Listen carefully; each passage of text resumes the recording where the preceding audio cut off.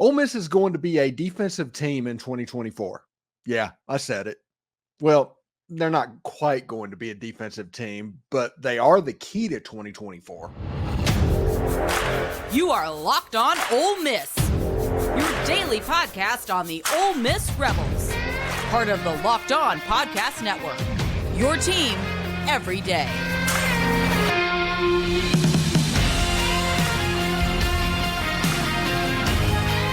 Hi, I'm Stephen Willis, a former staff member at Ole Miss and a 10-year veteran member of the national media with Yahoo Sports. Thank you very much for joining us. Today on the show, we talk about the role Pete Golding's defense and all the additions that's come in and what kind of a role they'll play if this is going to be a championship team.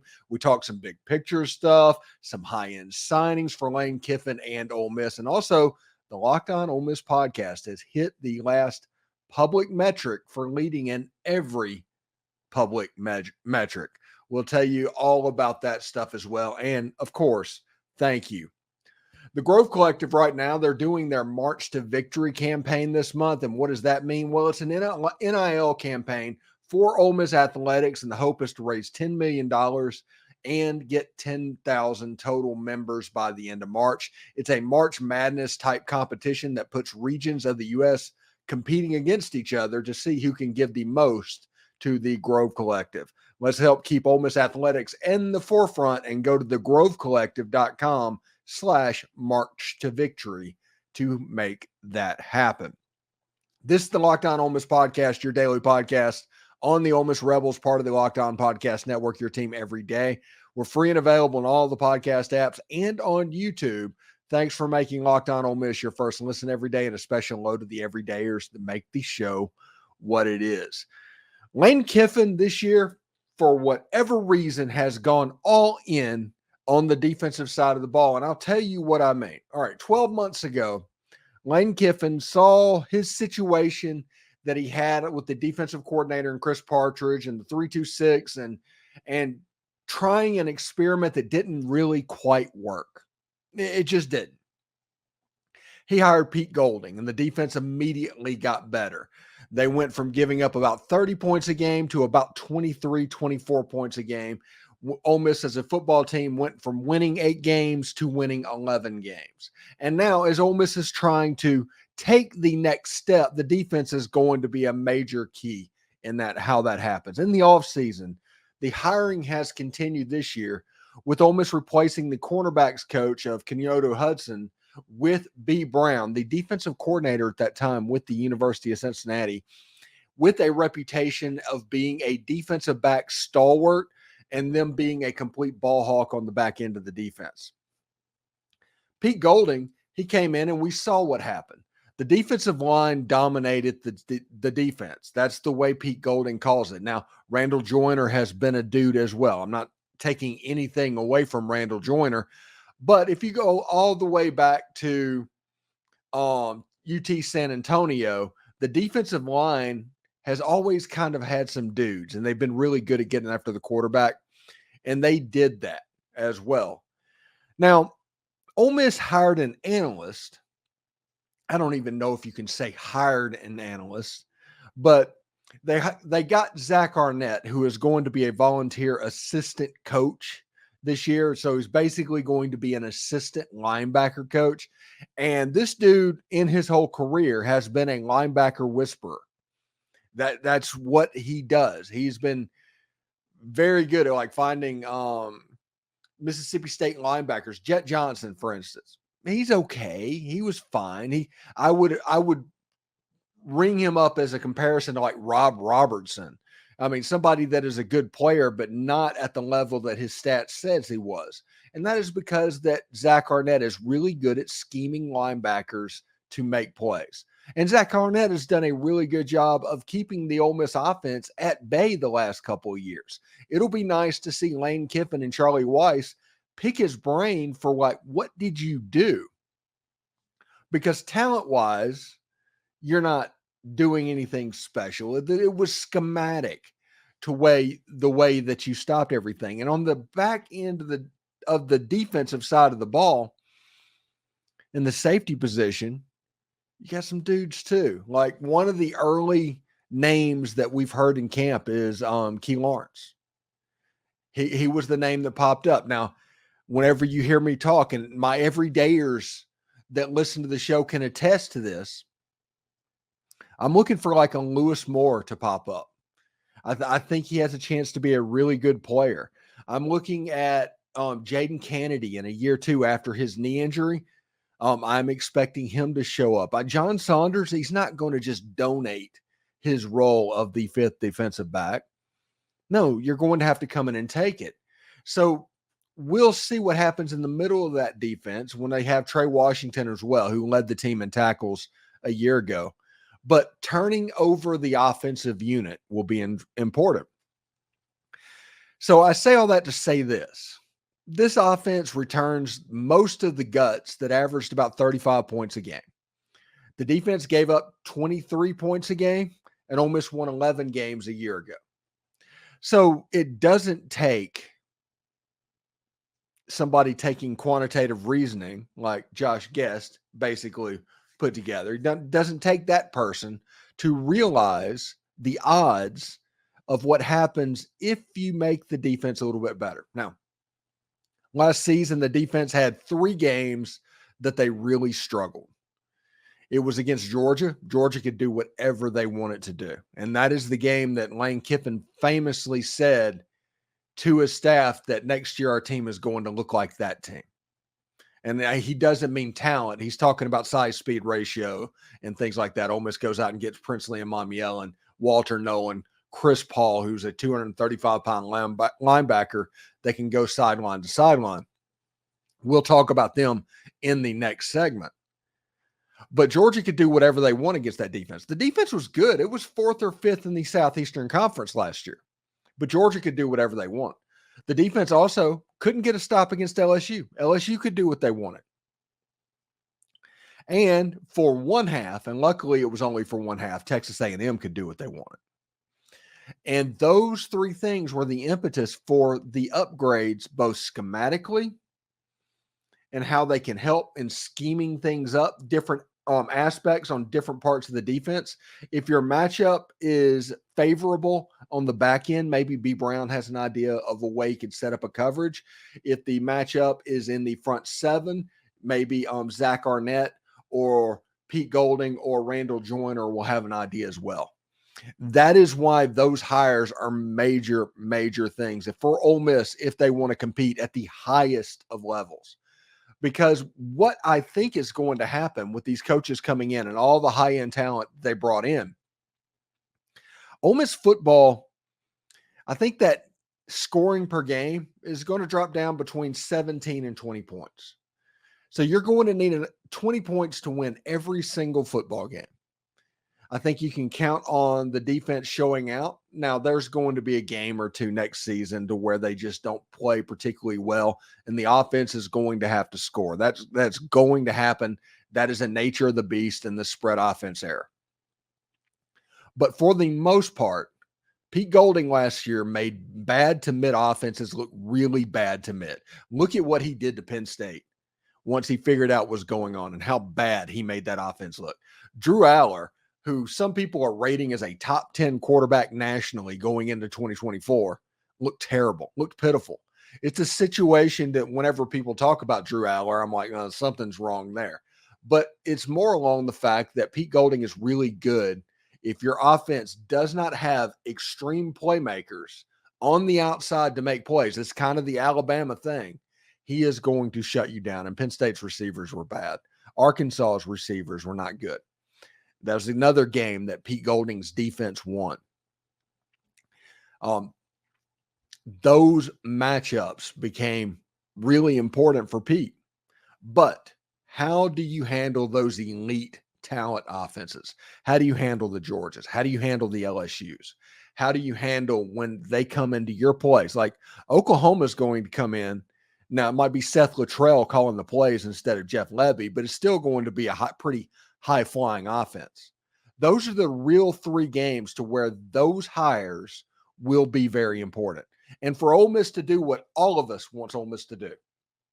Well, not all of us, Therapy Grind, but most of us.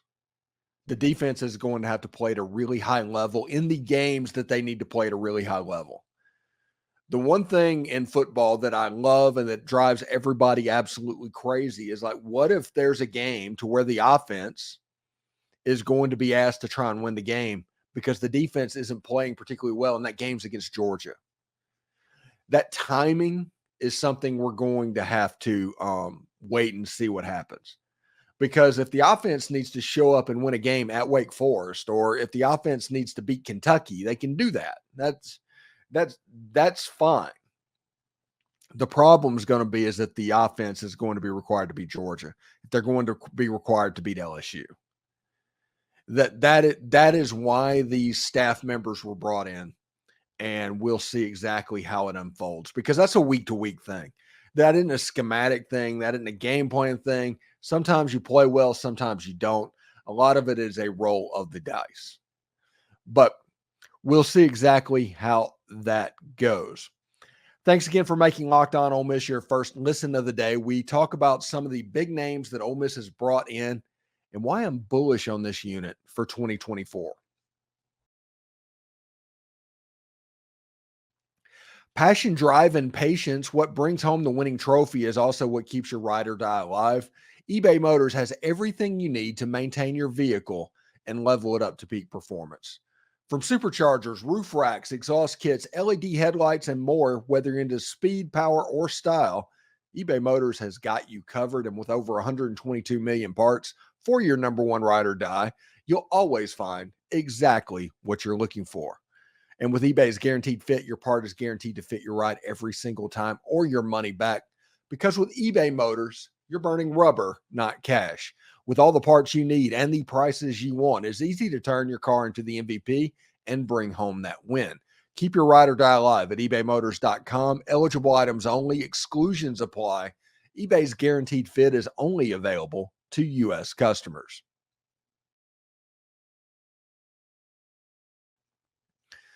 Locked On has launched the first ever national sports 24/7 streaming channel on YouTube, and now it's also available on Amazon Fire TV and their free Fire TV channels app. Locked On Sports Today is here for you 24/7, covering the top sports stories of the day with the local experts of Locked On, plus our national shows that cover every single league. Find Locked On Sports Today, now available in the free Fire TV channels app.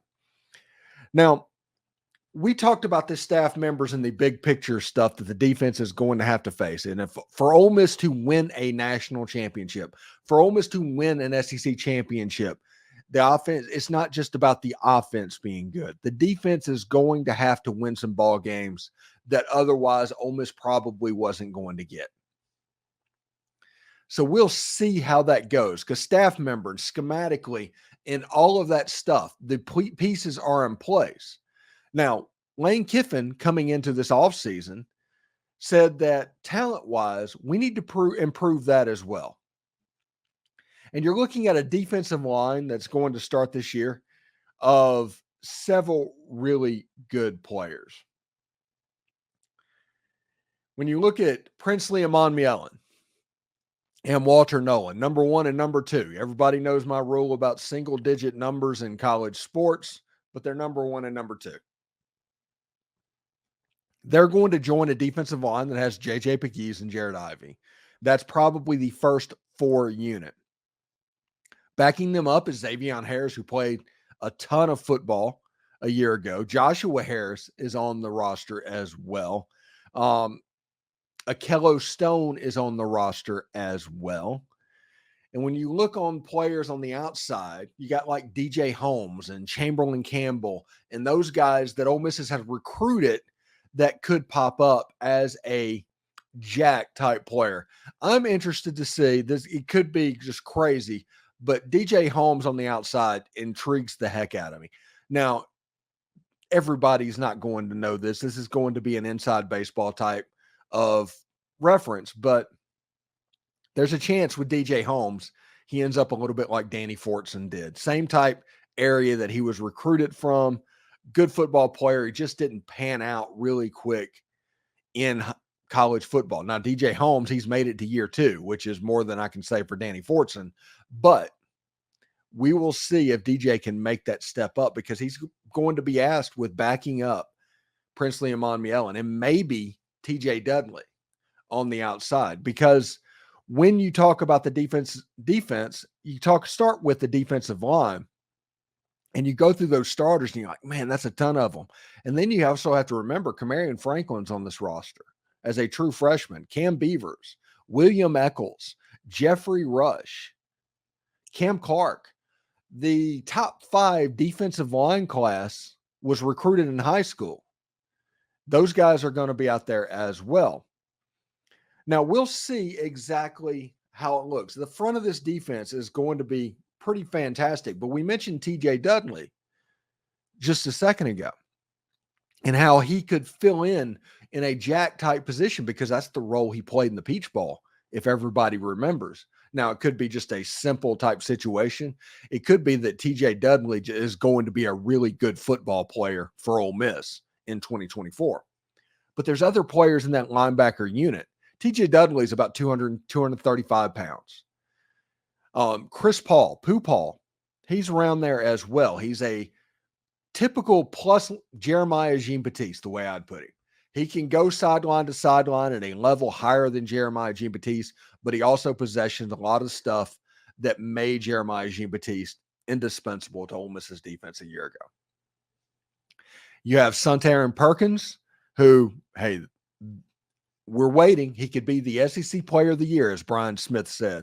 The Florida Football South said that. That would not surprise him if he was. He's that level of an athlete, but he needs to put on a little bit of weight.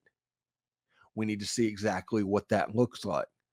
And then you deal with the back end of the defense. And we talked about this, honestly, a day ago.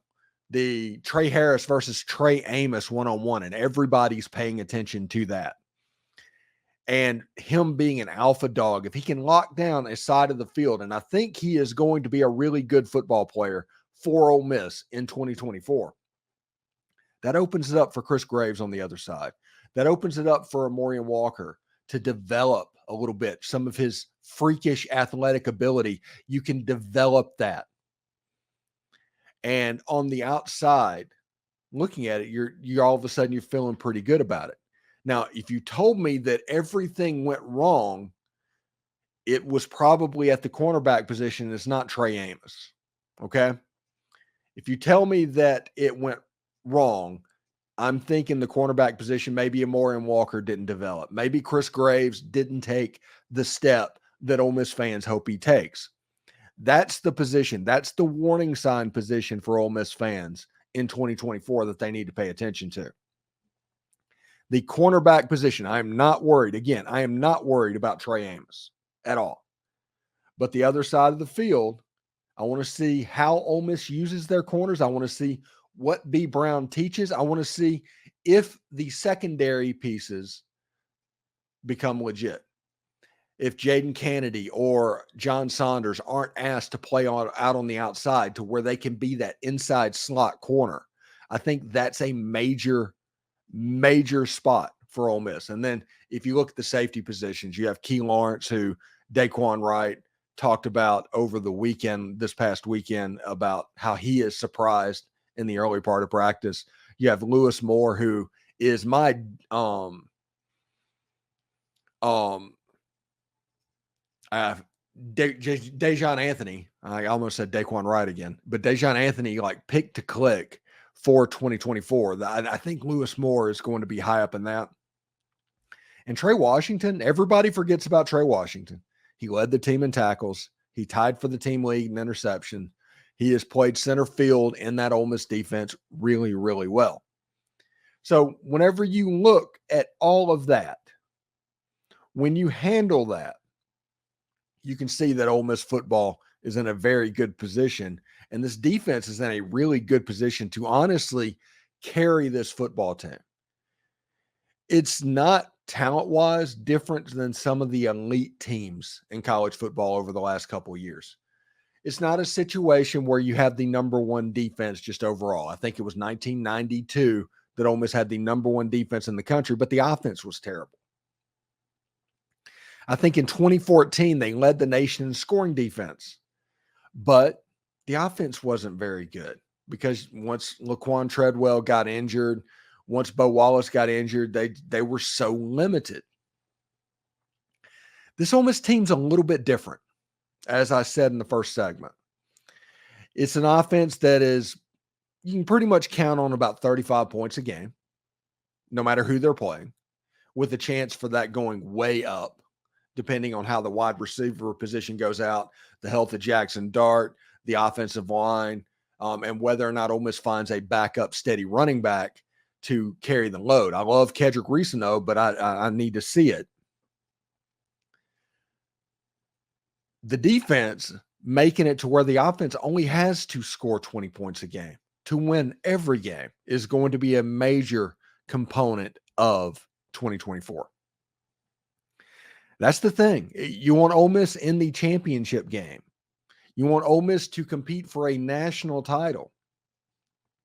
That's the deal. That's the story. It's about whether or not Ole Miss can rise up defensively to take a little bit of that pressure off the offense and just let them kind of work.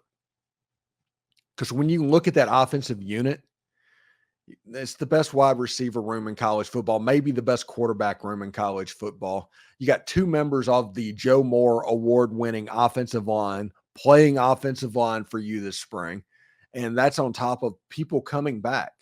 You have a legit 10 deep on the offensive line. Now, they're not going to play 10, but you could. And they really like Preston Cushman, and they really like Bryson Sanders. So knowing all of that and what this offense could be, what makes you excited is what this defense could also be. There's dudes all over the place, and they have a chance to really make things their own. And I'm pretty excited about that. Still more to come on Locked On Ole Miss, part of the Locked On Podcast Network, your team every day. Locked On Ole Miss Podcast has hit its last public metric, and we tell you what that means for you in 2024. Say goodbye to busted brackets because FanDuel lets you bet on every game of the tournament, whether you're betting on the big upset or the 1 seed or anything like that. Right now, new customers can get $200 in bonus bets. That's $200 if you to use on point spreads, money lines. You can even pick who's going to win it all. So visit FanDuel.com/LockedOnCollege, Locked On, and bet on the college hoops until they cut down the nets. Thanks for making the Locked On Ole Miss podcast your first listen of the day, and shout out to the everydayers. Locked On has launched the first ever national sports 24/7 streaming channel on YouTube. Locked On Sports Today is the first streaming channel that you can go to that is nationally based on YouTube. It's covering the top sports stories today with the local experts of Locked On, plus our national shows that cover every single league. Locked On Sports Today is available on YouTube and wherever you get your podcast, including the free Fire TV Channels app. So last night, or Monday night, I should say, Locked On Ole Miss hit a milestone that was our last public milestone that we were using as an indicator of where we sit.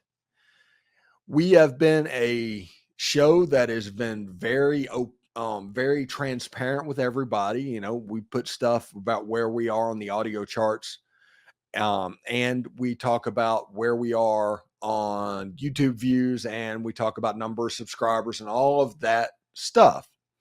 And that's all really fantastic, really great stuff. And a special thanks to all the Locked On hosts that kind of put me over the edge Monday night. But what does it mean for you with me at number one in the market? Now, me being there, nothing is really going to change for you. My mindset's going to change a little bit because I've been acting as if though I'm number one in the market. Because if you go back and look at YouTube views all during football season for the last 6 months, I have been clearly getting the most out of everybody. And audio stuff, I'm the only show that's been popping up on the audio chat, the audio charts consistently. The Red and Blue podcast is there occasionally, but that's about it. So knowing all of that, I've been trying to close it down so everybody could see publicly what was going on. Now we get to have some fun. The goal is by the end of March Madness, be sure and tell a friend, be sure and evangelize the podcast. We want to get to 7,000 podcast subscribers by the end of March Madness. And the reason for that is if we can get to 7,000, the earlier we get to 7,000, getting to 8,000 is going to be a slog. It's going to be a slow deal because you're dealing with just college baseball to move the needle over the course of a fairly long summer. Starting in July, it should start to pick back up. So the earlier that we hit 7,000, the earlier we can hit 8,000, and 2,000 during football season is almost a given, and that will give us 10,000 subscribers by New Year. That just kind of gives you an idea where our head's at the moment. I do want to thank absolutely everybody that's been watching the show, both Ole Miss fans and not. We have fun in the comment section overall, but you're what makes this fun. I want to make following Ole Miss sports fun. You're the ones that are making this fun for me. So thank you very much for everything. We're going to keep doing what we're doing. We're going to continue to try and be everywhere that you see videos about Ole Miss athletics. We're going to continue what we're doing as far as an analytically driven thing, and we're going to continue to get as many perspectives on Ole Miss sports as possible. Those perspectives are the main thing. They're the deal. I can sit up here and tell you all the time what I feel about Ole Miss sports, but that is only useful if there's also 12 other people on this channel that you can get their opinion on as well. And then you can look for middle ground because I'm unabashed. I tell people all the time that every now and then they call me a homer. Like that's a negative thing. I was like, this is the Locked On Ole Miss podcast. If you were expecting not a homer, you're in the wrong place. So this fall, I'm pretty excited. Next week, we have DeMarcus Lodge as part of our spring practice, and he is going to be around for football season as well. We have John Forcade as well coming in during football season, and we're going to continue to work towards what will be the most anticipated football season in Ole Miss history. I just want to say thank you. It doesn't happen very often that we hit every single milestone that we had goals set out in front of us. Now we need to keep growing, and we can't stop, and we won't stop. And this is kind of the way it's going to be. Thanks for making the Locked On Ole Miss podcast your first listen. Every day, we're going to have a weird schedule this week, okay? 2 shows per day, but there's a segment I did with Spencer McLaughlin. There's a segment I'm going to do with Chris Gordy. We're going to put those in there as well. And some of the old standbys might not show up this week. We're still going hard, but it will look a little bit different. Second listen, go to Locked On, where they've launched their first ever national sports 24/7 streaming channel on YouTube. Locked On Sports Today is here for you 24/7, covering the top sports stories of the day with the local experts of Locked On, plus our national shows that cover every single league.